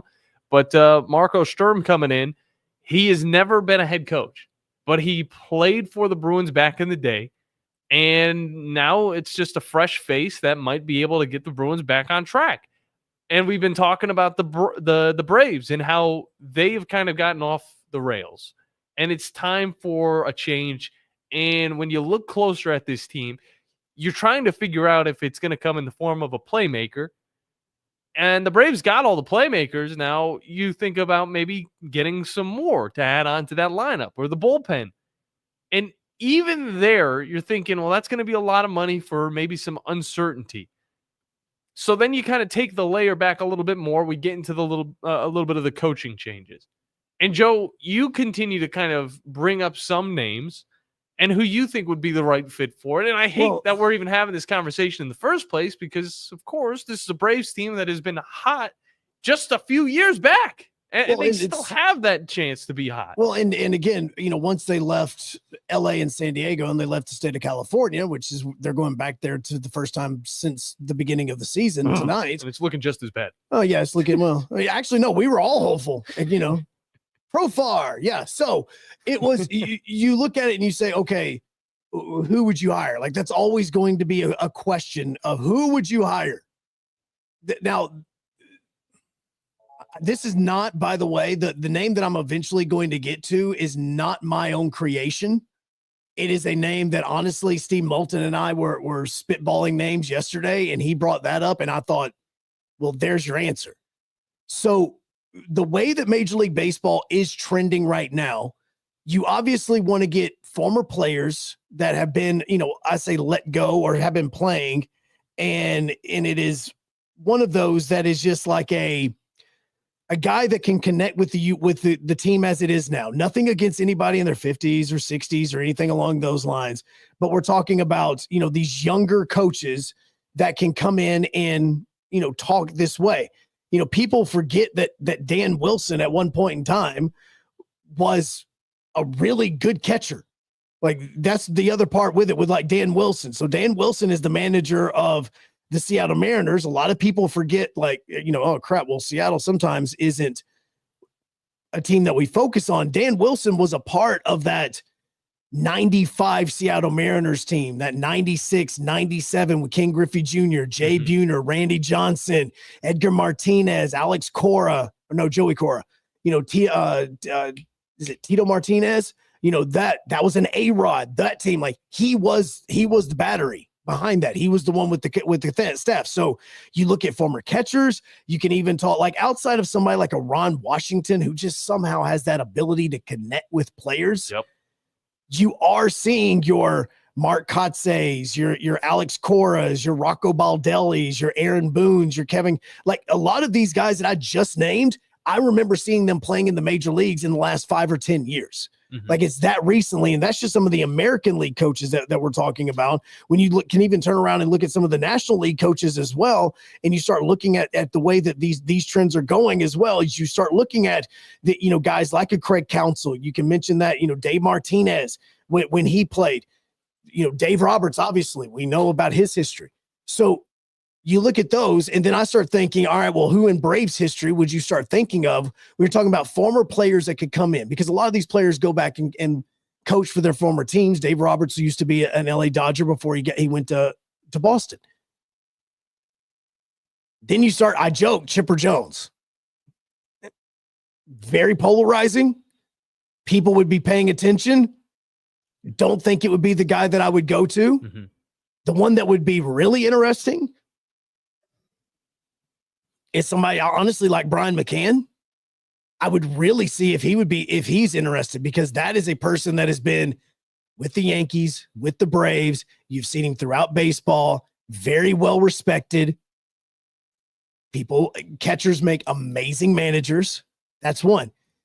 But then Steve threw one out, and I thought to myself, oh crap, that is the answer. He's actually on my TV right now, because MLB Network has their anti-chafing MLB. It's on a commercial, John. It's on a commercial. Mark DeRosa. People that don't know, he's going to be the manager of Team USA in the WBC this year. Half of that staff is made up of former Braves. I believe Brian McCann is on that. That one, to me, is literally the home run hire. He is around baseball. He talks with enough of these guys, obviously through MLB Central and with the work that he does for Major League Baseball. That is a guy that I know that people in baseball would look at and go, you know what? I'm in, because look at how many players have already committed to play in the WBC, and DeRosa is going to be the manager of that team. And I don't even think I think this is both a good thing, whichever happens. I think it'd be better if there was a change. Again, we're still trying to figure out what that change needs to be. But for Brian Snitker as well, I was just talking about Jim Montgomery, and after he got let go from Boston, he went over to St. Louis, and he was able to find success. He continued to find success, even though it looked like, oh, this guy might be, starting to weed out of his career. He's an older dude, but he went to St. Louis, went 35-18, and there you go. He's got himself a job again. And for Snitker, I don't think his time as a manager is over, but I do think that, again, it gets to a point where you've outlived or outlasted your time with the team, and it just takes a change of pace for both sides. But we got phone lines open for you guys, 256-576-97.7, and we hop into those phone lines because we're talking with Jake. Jake, how you doing today, man? Hey, good. How are you guys? Wonderful, man. Talking a lot of sticks and bats and balls. Yeah, I was talking about, y'all were talking about softball, the Women's College World Series. Yes. Our family's gotten to be pretty big fans of softball. My wife's grandmother, of all people, is really into it. And so that's kind of spilled over to us. We like football, basketball, and everything. But if you're looking for something that's just totally different pace from baseball, right? I mean, y'all were talking about the intensity of it, right? You can't turn a double play in this sport, and when you do, it's just really eye-opening what they just did, and the picture that Texas Tech has right now just lights out every night. So, yeah, just calling to put a plug in for that, right? If you're looking for something entertaining tonight, definitely check out that game. Yeah, Jake, and you can really notice that every little moment, every moment in the games really mean that much more, especially because anytime they get a shot of the crowd, there are the Surrender Cobras, there's the nail biting, all of that stuff. And it adds on to that feeling of just like every little moment could change the game. And I love that about it as well. Yeah, we actually took a trip out to Oklahoma City. It's been about 8 years ago to the World Series. Took my wife's grandmother there. And that atmosphere, you know, it's unlike anything we've seen since. It was really something. Oh, it's wild, man. I mean, seriously, like it is one that if baseball and softball weren't going on at the exact same time over at UAH, I would be like begging and pleading to also do the softball games. Oh yeah. Like they are so incredibly fun to watch because of, I just love seeing, you know, things that look, I say the perfection of it is kind of what I'm all about because of how good you have to be to not make mistakes. And that's what you're looking at with these softball players is they have got to be basically perfect. I mean, this is a remember the Titan speech. We will be perfect in everything. Like it is, you have to be, or you're going to give up a run, or you're going to get a runner on first, or you're going to make an error at first base where the ball doesn't even go 72 feet and you allow a runner from second base to score. Like that is so outlandish to think about to a baseball mind that a guy can score without like an actual error truly taking place outside of the initial bobble. Like it's wild to think that can happen, yet it happened last night. Oh yeah, yeah, and stealing home, it's unlike anything else. Have you read about the Texas Tech coach? Yes, so his background, he had a totally different career before getting into softball. Yeah. Oh, and then again, we were talking about it earlier, and I didn't want to, you know, go into detail about, you know, his daughter, the connection with some of the players, you know, the number 12, them being a 12 seed and how everybody knew that was kind of like, you know, her speaking from heaven, like all this stuff. Like I'm getting chill bumps thinking about it. Like it's an amazing story that honestly, you know, and again, yes, I'm a girl dad now and my little girl, the one that can actually speak has me wrapped around her little finger, man. I mean, like seriously, she made me cry this morning just when I was about to walk out the door. So like, I mean, I pay attention to this stuff just a little bit more and I can understand how he talks and what he says about his daughter and going through in this College World Series and what it means for him and his players on his team because they knew his daughter. Yeah, absolutely. Well, it's a special sport and really good series. So just wanted to call and plug that. So tell y'all we're rooting for Texas Tech on our side, even though we're an SEC family. It's a good storyline. No, it's an amazing one. Jake, appreciate you, man. Good stuff from you. All right. Thank you. Yeah. And I think that for me as well, I think a lot of times whenever you're watching a sport, and I think that this is where it happens because yes, we do have a lot of, you know, people that are focusing more on women's athletics and they're saying it in a way of, you know, a lot of people won't watch a women's basketball game because they're like, oh, well, the men can do it better. Okay. A lot of times, and I'm not saying it that way. And no, because I don't want to agree with you, but the way that women's basketball looks compared to men's basketball, there's not as much of that impress factor. Well, it's because it's more fundamental. Where you look at and you look at what like Caitlin Clark was doing, that's what gets people's eyes. And although it is all about the strategy, the way the placement of the players, all of that, that's the biggest part of women's basketball. When you look at women's softball and what these girls are doing, extending for the ball or like the ball coming at you and you're an infielder, and it happened yesterday. I forgot if it was Texas Tech or if it was Texas. Regardless, it was somebody in the Lone Star State.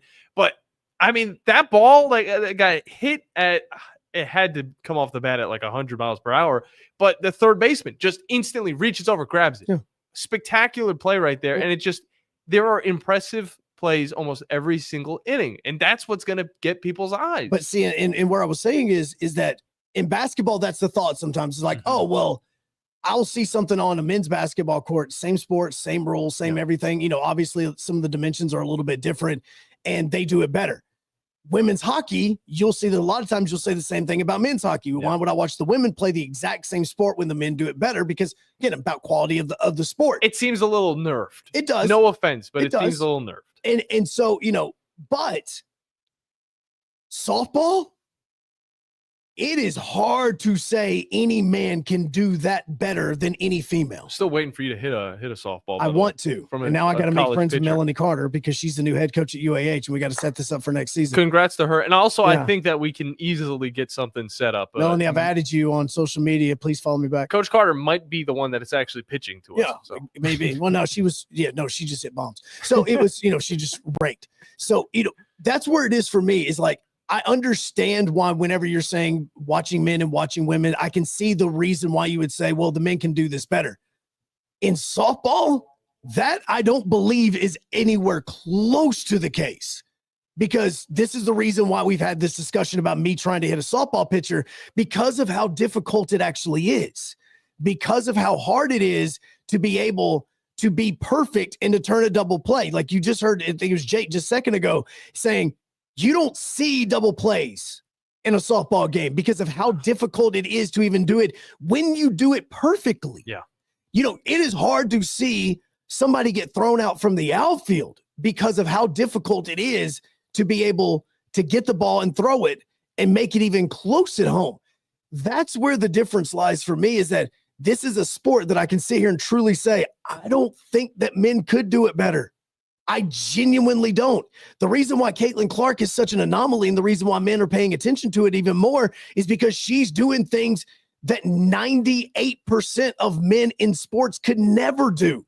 I mean, literally, she's getting that comparison to like Steph Curry and how far back he can shoot threes. Well, I mean, if I love Tommy Murr, I don't think he can shoot threes like that. If you can't dunk, or if you don't dunk, what are you going to do to impress the people? You got to hit the long ball. But see, and that that's impresses the people in a lot of sports. And so that's where I think, like with this and with the Women's College World Series, is this is not something that you could say, oh, well, I could turn this on and I could see men do it better, because I genuinely don't think you can. No. Unless they did it with a baseball. Well, no, then it would get to the point where it's just like, who can come out of this alive? You get different types of balls that are used in different types of scenarios. Obviously, like with men's softball and stuff, there's different types of I'm gonna be real with you, Joe. Yeah, I'm not a fan of men's softball. All right, if you're going to play baseball at an older age, I know that softball can be safer, all of that stuff. But you do what the Pinky Out Gang does every single July or August, where you get a bunch of random people, get a baseball, start pitching it, play an actual baseball game. I don't care about the softball that you guys just play. wanted to promote your stuff, didn't you? No, I didn't. Okay, I think about softball, and I know some people get offended because they're in these softball leagues, but it's like I don't think it's as impressive as just playing. And I've played men's game. softball. I've played men's softball, like off Jordan Lane, and I've done that. Well, and don't get offended then. No, but what I'm saying is that it's a lot of this has to come down to the weight and the type of softball that gets used. And then I've also played, and I played on Jordan Lane where, you could hit a home run, but it's not every single pitch. And then, and that's a field that's probably 300 feet. Like it's something along those lines. I don't really know the exact distance, but then I've also done charity events where we were playing at Vestavia Hills down in Birmingham on a baseball field. Mm-hmm. And I hit the top of the fence on a baseball field with a softball. It was a different type of softball. So that's what I'm saying is, that goes also back to the nerfing of the balls and stuff. Yeah. If I was going to have my perfect softball/baseball game, I would do the green wall, the green giant across the entire outfield. It's called the Green Monster. Green Monster, whatever the hell you guys call it over there in Boston. It's also, they also call it that down in Auburn. And then you would have a baseball and you'd be playing on a softball field. That's the only exception I would say for men's softball. But either way, 256-576-977. I know. Are you offended? Are you offended? I'm just confused. I also called the Auburn Tigers the War Eagles at one point. I didn't hear that. I wasn't listening. I'm glad you weren't. Yeah. But we hop back into the phone lines. We got Wolverine Dan on with us. Wolverine Dan, what's up, brother? Oh, gentlemen, I had an epic day yesterday hanging out with the big dog. And I'm going to tell you what, he hadn't played golf in a year, but I'll tell you what, he was stroking it. Really? He played pretty well. Yeah, he played pretty good. No doubt about it. You get any proof? What? You get any proof of this? I need this. I haven't seen this man. Why would I lie in the media? Why would I lie in the media? I thought he played well. So, anyway, it was a great track. I had a great time. And then he took me to the Abraham compound. Holy moly. Are you kidding me? That barn, that workshop? I said, oh, man, that's me all day long. Yeah? Yeah. And how about the little siesta, little love shack next to it? That's not bad either. Oh, I've spent a time or two of that little thing. Let me tell you, the AC sometimes is not on, though. His studio's cool. I mean, you know what? He's living a charmed life. What a lucky man. But someone that isn't lucky, the Braves got cream, man. Oh, I was loving every minute of it on the way home going, oh, they're getting skunked. They didn't get skunked. I mean, they lost. Oh, what a meltdown, bro. No, they're just saying the verbiage is wrong. Like, they choked. They allowed 11 runs. They got creamed. Come on now. Getting cream means they lost 20-3. Yeah. No. They choked. I agree with Wolverine Dan. I don't care how many runs the Braves put up. If they allow the other team to put up 11 runs and lose that game in the last moment, that's they're getting creamed. Hey, I think there was 2 or something. Wasn't it like 2 out? They did all those runs. A lot of people stopped watching because they thought the Braves already had in the bag. Was there 2 outs? I think there might have been. And that one, it was the hit that went into like the side of the stadium. Yeah, it's just. You want to watch the game? Watch the game tonight. We're playing the Cubbies. My friend Bama Brad. We're gonna pound you guys, little Cubbies. You know, and they got the best record in baseball. This team is all the way. You know, fellas, I still got to work on my new name when we win the World Series. There you go. Well, we'll get something figured out for you, Wolverine Dan. Tiger Dan, listen, Tom, something like that. Tom's listening. I had a great time. We really did, Tom. We got to do it more often. We'll see. See you. See you, buddy. I hope he does get Tom out to the greens every once in a while, a little bit more often. You know, the green monster known as the golf course. There were 2 outs when they scored the final 2 runs. Golly. It was the perfect hit too, because it got wedged into the side. Of course, I mean it's just there were 2 outs when they scored the last 2 runs. It was gross. I'd want to take a break or two, maybe 2 days off before playing up against the Giants tonight. I mean, it feels like you're going to because it's like the opposite of Auburn and Coastal Carolina. You finished the game yesterday at like 2:00. You don't play again until the next day at like 10. Yeah, I mean, you got a lot of time to try to figure thing out. That better have been a long, quiet flight from Atlanta to San Francisco, man. That better have been long and quiet. Well, I'll tell you who doesn't have that much time. Aaron Rodgers practicing with his brand new team. We'll come back with that as we close out this Friday edition of the Blitz here on 97.7 ESPN, The Zone, and WZZN TV. Joe Hunk, John Abraham. You can watch the Blitz live now on X at 97.7 ESPN. Tom Luganville here for my friends at Woody Anderson Ford. Bobby White, his team takes great pride in their service department, and you can see it the moment you walk into those beautiful new service lanes. And just like a championship team, they all work together to make sure your experience is second to none, whether you drive a Ford or not. Also, check out the gold certified pre-owned inventory at Woody Anderson Ford for great deals every day. Stop by and see them at Jordan and Sparkman or at Woody Anderson of Madison on Hughes Road, or visit WoodyAndersonFord.com. The state's largest orthopedic group is growing to meet the needs of the patients in our community. The Orthopedic Center has long been the most trusted name in orthopedics in North Alabama. So as our area continues on the fast track, so does the need for premier orthopedic care anywhere and anytime you need it. TOC is proud to announce the opening of our new locations in Albertville and Hampton Cove, along with the grand opening of our newest office in Decatur. These clinics will offer the same high-quality orthopedic care you have come to associate with TOC, with the convenience of being closer to home. As a patient, your time is your most precious asset, and we recognize that at TOC. That's why we are also proud to announce the opening of our urgent ortho clinics to handle those bumps and bruises that need prompt attention. These clinics are available to care for acute orthopedic injuries with no appointment necessary. With 38 physicians, 20 centers of excellence, and now more than a dozen locations to serve you, TOC will continue to be the name you turn to for the best orthopedic care at the right time. Visit our website at visittoc.com for more information. TOC, helping you live a better life. You've seen those beautiful epoxy floors in a garage or carport area and have probably wondered, how can I get that done? Well, the answer is Lifetime Epoxy Floors. Lifetime Epoxy Floors is an A-plus rated business with the Better Business Bureau and has been family-owned for over 14 years. They do both residential and commercial applications and get most jobs done in a day. Lifetime Epoxy Floors' motto is, we love what we do, and it shows. Visit lifetimeepoxyfloors.com to schedule a free estimate today and check them out on Facebook. This is Steve Moulton for Tellini's Italiano. Tellini's Italiano is located right in front of the Walmart, right off of University, behind the McDonald's. More or less catty corner from Topgolf.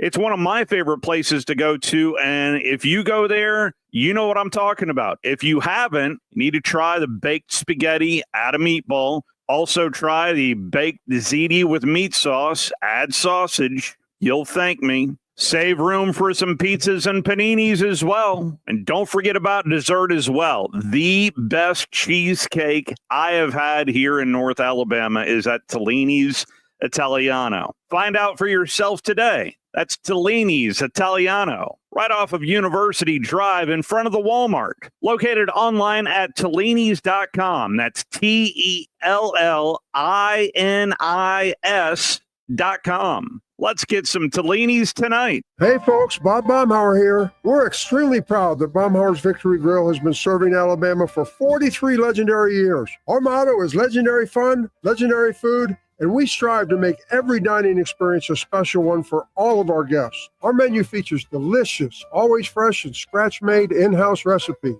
And of course, our award-winning wings and sauces. And don't forget, our happy hour and halftime daily specials cannot be beat. Baumhauer's Victory Grill. Legendary fun, legendary food. Eagle Masonry and Installation. It's right there in the name. Eagle is your one-stop shop for block, stone, or brickwork, monument signs, and outdoor kitchens and fireplaces. Eagle also offers the finest craftsmanship and insulation, including fiberglass or spray foam insulation, and of course, insulation removal. Philip Love and his team have years of experience, bringing the region the best in masonry and insulation services. For more information and a quote, visit insulatewitheagle.com or call 256-755-1556. Eagle saves you time. Eagle saves you money. I'm here with Thomas from Talkin Heating and Air. With the temperatures going up and temperatures going down right now, now is a good time to get your heating and air system looked at. Thomas, when somebody calls, you guys answer. That's right. The phones are staffed by us. They're manned 24/7. We're ready to come out and take care of you that day. How do they give you guys a call? You give us a call at 256-503-4490. And you can find you guys on the World Wide Web at talenthvac.com. And now is a good time to do this because you guys are offering a special deal. That's right. We're doing $49 tune-ups this spring. We're also doing free second opinions. We offer that year-round. Somebody comes out, they say you got a back compressor, a leaking refrigerant. Give us a call, see if we can save you some money. Thomas from Talkin Heating and Air. Thomas, one more time, that phone number. 256-503-4490. AL certain number 21014. The Drive with Wes Neighbors and Steve Moulton. Weekdays from 5 to 7 p.m. Only on 97.7 ESPN, The Zone.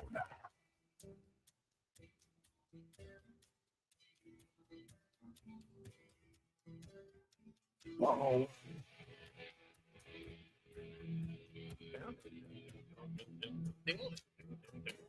You're really kind of killing the reason for the song.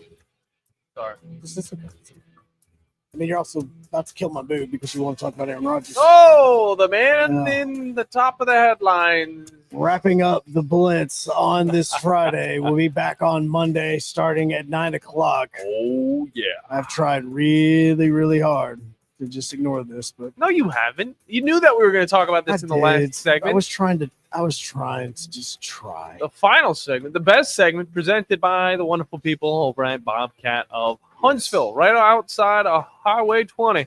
You'll be able to find some of the best machinery in all the lands.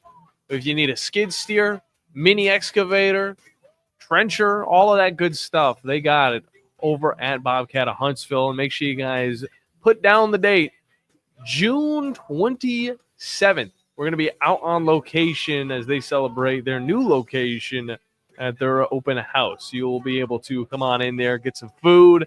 They'll have some prizes for you. And on top of that, a whole lot of fun for the kiddos as well. So come on out. It's going to be going on from 10 to 3 o'clock in the afternoon. And me and you, Joe, will be out on location enjoying all of the festivities as well. Yes. Somebody who is enjoying the festivities of being a 21 or a 41-year-old quarterback in the NFL who doesn't always attend OTAs or any mandatory things because I'm shocked he signed this early. He's dealing with his fun trips in Egypt or, I don't know, in a hut in the middle of nowhere where there's no light, no internet, no anything. Aaron Rodgers, he's finally given us an answer. And you say that I'm surprised that he signed this early.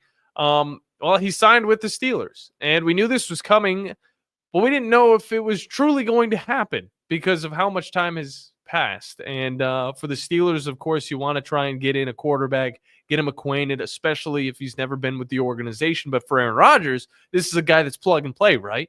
I mean, he's 41 years old. He's had massive success with the Packers. He's continued to have success. No, not really, with the Jets.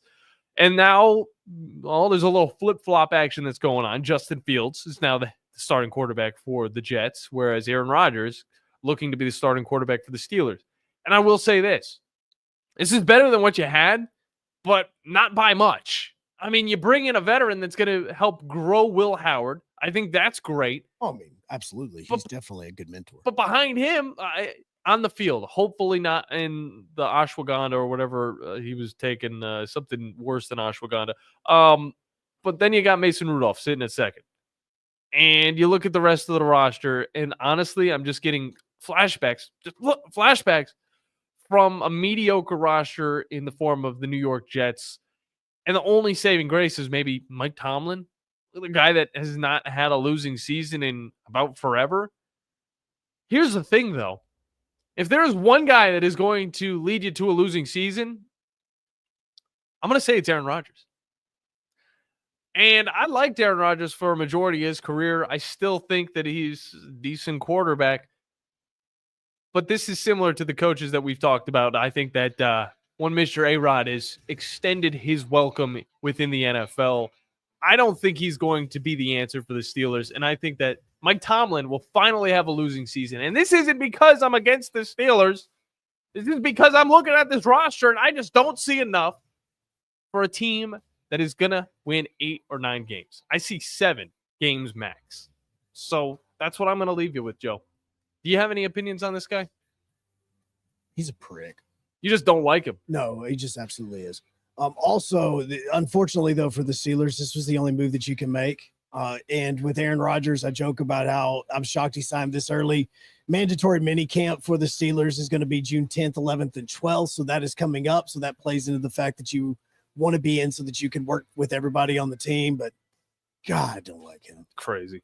I love him.